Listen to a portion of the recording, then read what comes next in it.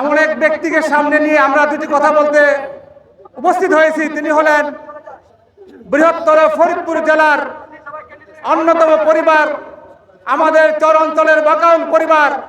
এই পরিবার থেকে শুধু এই বাকাউলেরই আবিষ্কার নয়, এখান থেকে আমরা এমপি হয়েছিলাম আব্দুর রহমান বাকাউল নামে একজন এমপি। ওখান থেকে আমরা পেয়েছিলাম উপজেলা চেয়ারম্যান। সুতরাং এবারও আমরা ওখান থেকে এই জামাত ইসলামীর পক্ষ থেকে এমপি পেতে চাই। কি বলেন? এমন এক ব্যক্তিকে আমরা পেয়ে বেদরগঞ্জবাসী অত্যন্ত ধন্য, অত্যন্ত গর্ববোধ করছি এবং আমরা বেদরগঞ্জের পক্ষ থেকে প্রাণ ঢালা অভিনন্দন জানাচ্ছি। সম্মানিত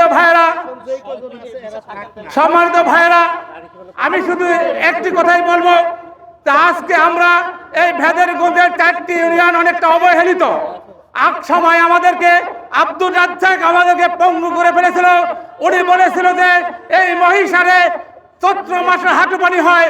এই মিথ্যা প্রোপাগান্ডা দিয়ে আমাদের এই মহিষার থেকে জেলাকে শরীয়তপুর নিতে বাধ্য করেছে।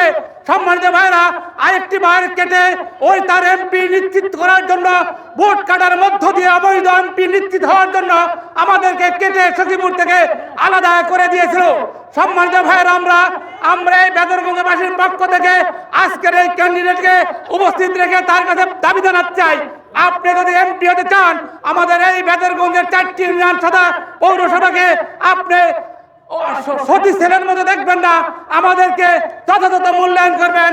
এই এলাকায় ইসলামের ঘাঁটি, জামাত ইসলামের ঘাঁটি, এই ইসলামের ঘাঁটি এবং জামাত ইসলামের ঘাঁটিকে রূপান্তরিত করার উদাত্ত আহ্বান জানিয়ে আগামী পার্লামেন্টে আমাদের এখান থেকে মাহমুদ বরকতকে নির্বাচন করার উদাত্ত আহ্বান করে আমি আমার বক্তব্য শেষ করছি।